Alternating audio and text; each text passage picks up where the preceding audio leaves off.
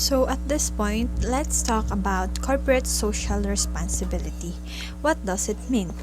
So, CSR or corporate social responsibility is a self-regulating business model that helps a company be socially accountable to itself, its stakeholders, and the public. So, sa panahon ngayon kung saan yung mga environmental and social issues natin ay nagiging worse like global warming, diminishing natural resources, the extinction of various animal and plant species, negative effect of the increasing global population and migration, kailangan natin ng solution na maa-address itong lahat kung saan habang nare-resolve ito ay nai-ensure yung food, education, and health for all. And this solution na tinutukoy ko is a more sustainable developmental approach kung saan may ensure na yung economic development and technological progress benefit the greatest number of people. So this approach requires the commitment of all international organizations, governments, associations, companies, and generally all citizens. So at this report or at this point, we will focus on what a company can do. In general, the goal is to combine economic progress or the profit, social justice for the people, and environmental preservation for the environment or our planet. So, for a company, what they can do is to create a corporate social responsibility that will ensure that their economic growth or yung profit or yung pagpapalago ng kanilang negosyo ay beneficial para sa lahat. When I say everyone, it includes everyone including their suppliers, yung employees, customers, and even the local population, and as well as the planet or the environment. In short, yung lahat ng kanilang stakeholders kung saan nabibenefitan sila habang minimize or binabawasan yung impact sa planet and sa environment. That's why we include all as beneficiaries. So, in this time wherein ang primary objective pa rin ng business to stay in business na nagkukumply sa all laws and regulations, ang mga customers sa ngayon sa buong bansa at sa buong mundo man ay na-appreciate ang mga firm na nagdo-do more than is legally required to be socially responsible.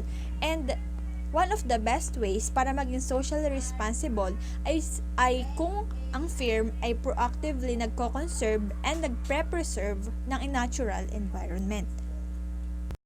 So, para ma-assure naman yung mga stakeholders na worthy yung company ng kanilang support, ang company nag-develop and nag-provide ng corporate sustainability report.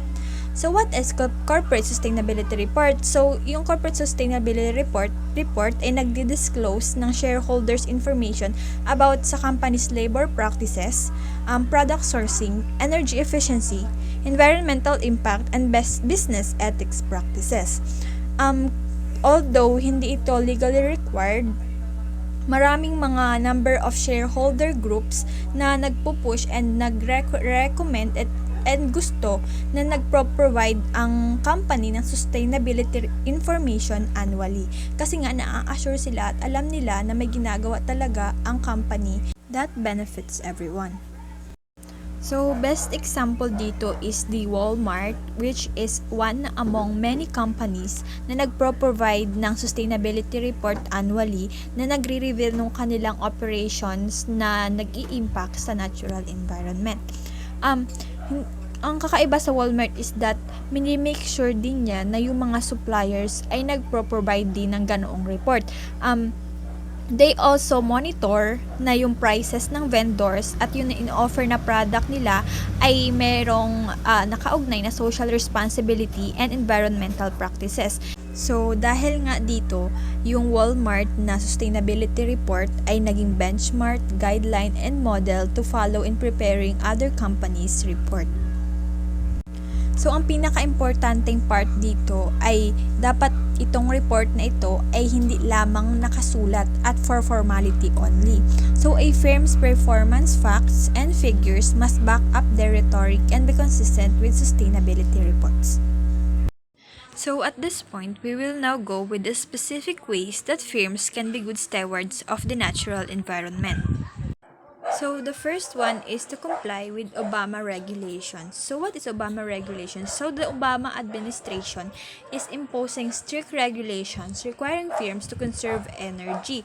So aside from this, nagre-require din sila na clean technology wherein nare-relate siya sa pag-i-include ng mga different and alternative energy infrastructure just like solar power, wind power, biofuels, and insulation firms. So this is good for the environment and also for the company because it will mirror their objective to help the environment.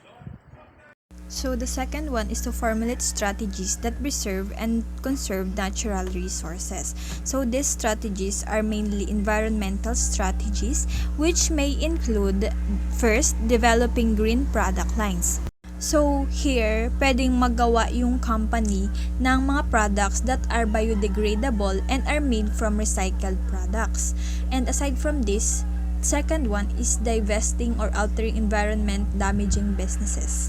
And to strive to become a low-cost producer na magagawa pag merong waste minimization o yung pagbabawas ng waste and energy conservation o yung pag-save ng energy. Aside from this, pwede rin mag-pursue sila ng differentiation strategy sa pamamagitan ng pag-pursue nga ng green product features or being green.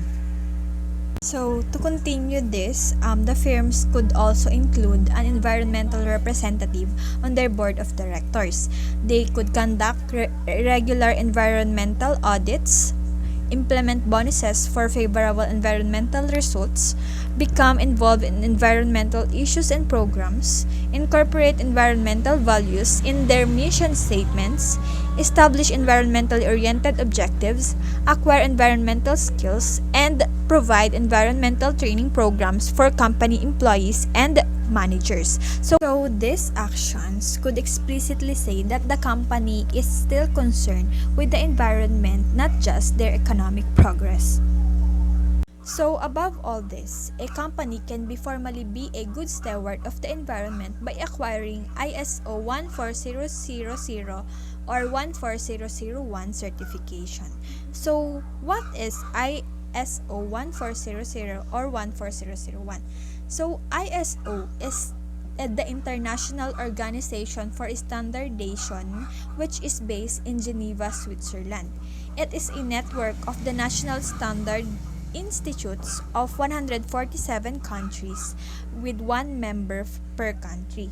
So ISO is the world's largest developer of sustainability standards. It is widely accepted all over the world, and ISO standards are voluntary because ISO has no legal authority to enforce their completion. So ISO itself does not regulate or legislate. So let's focus first with ISO 14000. So ISO 14000 refers to a series of voluntary standards in the environmental field. So yung ISO 14000 ay included ng maraming standards pa na nakapaloob sa kanya, and isa sa nakapaloob doon is yung ISO 14001 which also includes environmental auditing, environmental performance evaluation, and environmental labeling and life cycle assessment. So let's now go with ISO 14001. So ISO 14001 is a set of standards adopted by thousands of firms worldwide to certify their constituencies that they are conducting business in environmentally friendly manner. So ito lang yung nagpapatunay na legally or formally they are complying with environmental regulations. And yung ISO 14001 is a universal technical standard for environmental compliance that more and more firms ay nagre-require not only for themselves but also their suppliers and distributors. So aside from this, ito din yung standard na nagre-require na ang community of organization ay magpo-put in place and implement a series of practices and procedures that when taken together result in an environmental management system. So pinaka-output yung environmental management system, and yung major requirements niya are the following. So, ang first requirement niya is nag-commit dapat yung company ng pag-prevent ng pollution at yung generally continual improvement ng overall environmental performance, and together with this is the compliance sa lahat ng applicable statutory and regulatory requirements. Second one is to identify yung all aspects ng organization's activities, yung product nila, and pati yung services na maaaring may significant impact sa environment. This includes those that are not regulated. The third one is that they set performance objectives and targets na nalilink sa tatlong policy, which includes the prevention of pollution and the continual improvement and compliance. So, dapat nag-prevent nga daw ng pollution, may patuloy na pag-i-improve at merong compliance sa mga statutory regulations. And the fourth one is meet environmental objectives that include yung pagtitrain ng employees, pag-establish ng work instructions and practices, and establishing the actual metrics by which the objectives and targets will be measured. So, may trainings and as well as may metrics kung para dun sa objectives and targets nung ginagawa nila. So, the fifth one is that the company must conduct an audit operation of the environmental management system. And the last one is to take corrective actions when deviations from the EMS occurs. So compliance and continual compliance is required in order for to achieve or to get or to acquire the ISO 14001. That's all for my part. Thank you for listening.